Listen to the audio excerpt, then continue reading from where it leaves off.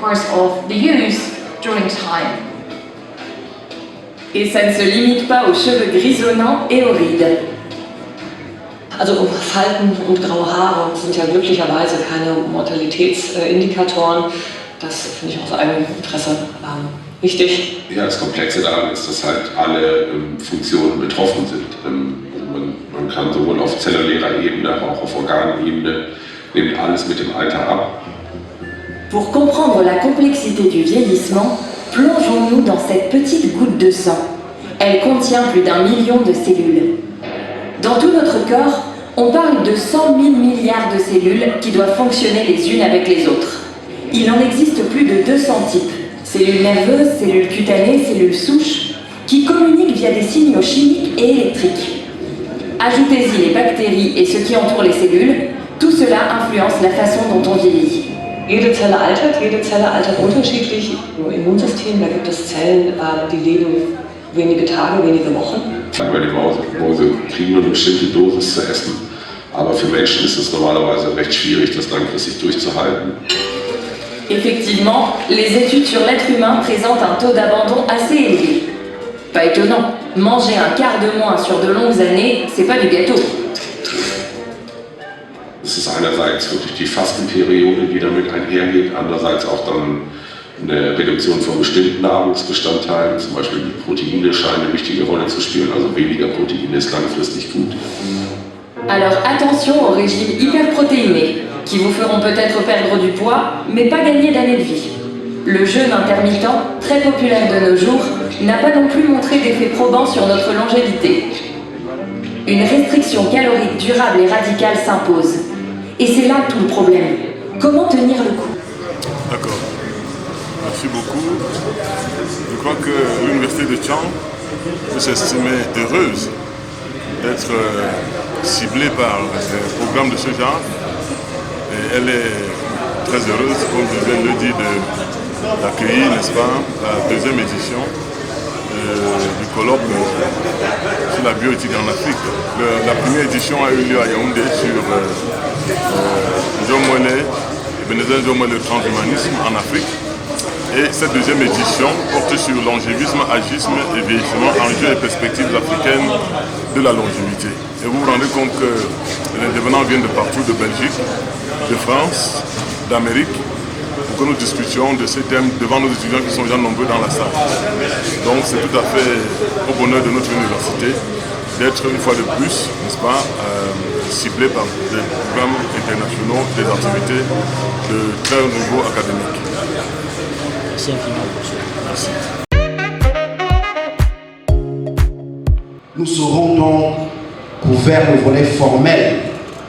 On sera passé de la philosophie aux sciences sociales et enfin aux sciences formelles. Mais je ne doute pas que la présence de Tchalambani ici comblera vos attentes en matière justement de réflexion sur les sciences formelles et même du professeur Chatué qui est également un expert de philosophie de la médecine. Je vais donc très rapidement passer la parole au professeur Chatué pour avoir son ressenti, son commentaire à l'issue de ce documentaire qui vient d'être projeté. Monsieur le professeur, vous avez la parole pour 15 minutes. En métaphysique, on observe dans la continuité de ce que je viens de dire, qu'il y a un grand nom, un grand absent, n'est-ce pas, de ce dont nous débattons depuis ce matin. C'est Felipe Sierra, l'inventeur de la géroscience. C'est lui qui est à l'impulsion de toute cette dynamique. Il a inventé toute une science qui s'appelle la géroscience et qui a vocation à remplacer à la fois la gérontologie et la gériatrie. Felipe Sierra est un chercheur d'éthique totalement différente, elle est inversée. Je dirais aussi que la géroscience, je ne sais pas s'il me reste 5 minutes, au moins. D'accord. Je dirais aussi que la géroscience donne l'occasion de reconsidérer la place que nous avons tendance à accorder aux sciences fondamentales. D'accord? Donc nous croyons que les sciences fondamentales ne sont que théoriques et qu'on aurait besoin de sciences appliquées.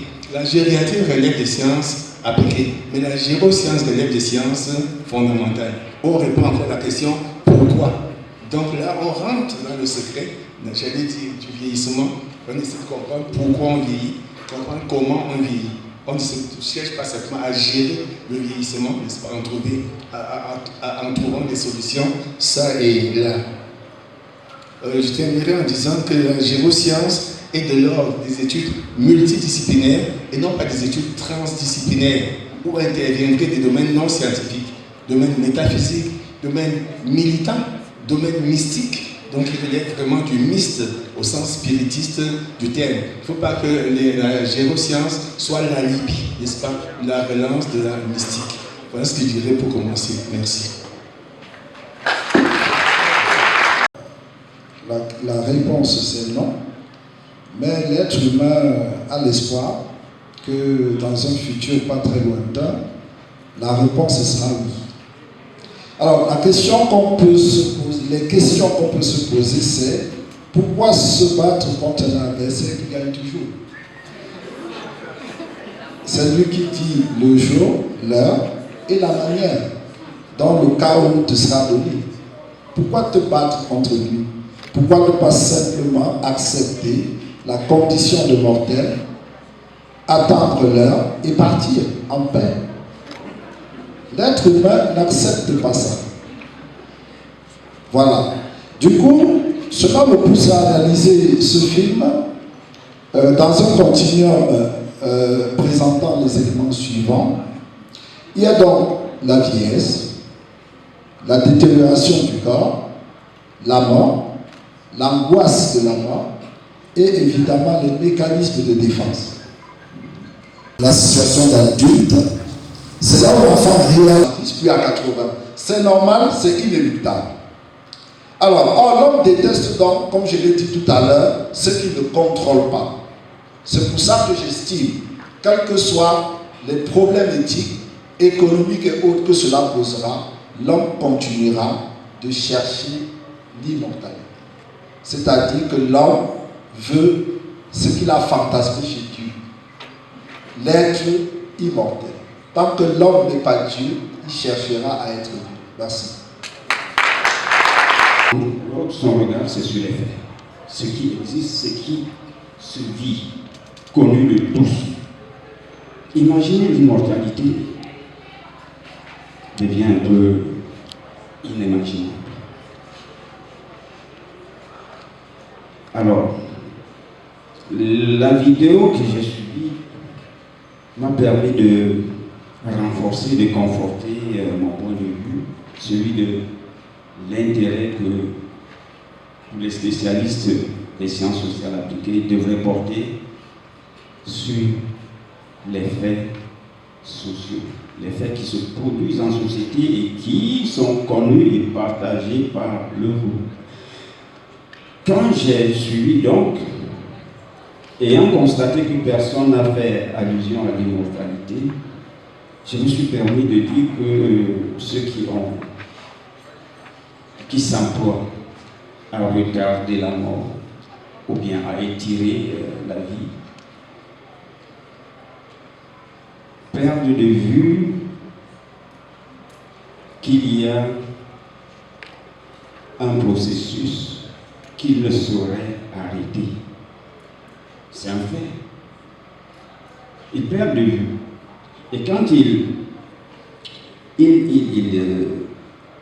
cherchent à retarder la mort, à prolonger la vie, à mon avis, ils perdent de vue également que le vieillissement, dans le contexte africain par exemple, camerounais notamment, c'est une chose chez le vieillard, la vieille mère, ce sont des personnes que nous avons toujours chéris parce qu'ils sont porteurs pour nous de sagesse, lesquels ils nous alimentent avec et nous guident vers nos épanouissements. Alors, ce vieillissement, dans ce contexte, n'est pas que le vieillissement du corps, c'est aussi le vieillissement en termes d'années accumulées. Mais la vidéo aussi ne s'intéresse qu'au vieillissement dans le sens où il y a une dégénérescence du système fonctionnel humain. Afin de contrecarrer cette dégénérescence et créer une possibilité de survie et de vie étirée. Bon, l'anthropologue n'étudie pas l'inexistant, il étudie ce qui est, ce qui existe. Je ne saurais admettre dans mon point de vue cette possibilité d'éloigner, d'empêcher la mort. À ce que vous avez appelé la révolte sociale au Cameroun, violence et anti-violence, le professeur Datidjo, son ouvrage.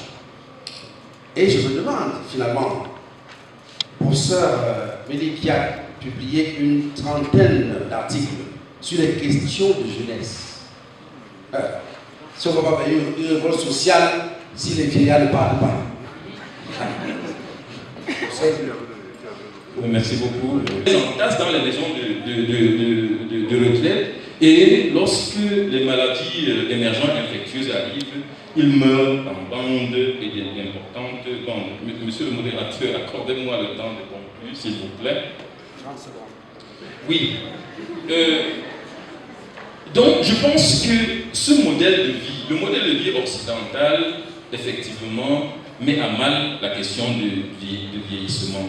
Alors que le modèle de vie africain, par ailleurs, fondé sur la famille élargie, la famille avec des enfants nombreux, la famille interconnectée est notre ressource de valeur pour garantir le vieillissement. Et donc, mon dernier mot, c'est quoi? C'est que le lien que je fais entre la question politique et le vieillissement, c'est simplement que les structures politiques telles que nous avons aujourd'hui n'assurent pas les structures de régénération sociale. Parce que faire de la famille son assurance vie signifie qu'à un moment donné, on doit quitter, puisqu'on a déjà de quoi vivre. Sa famille doit garantir sa qualité de vie.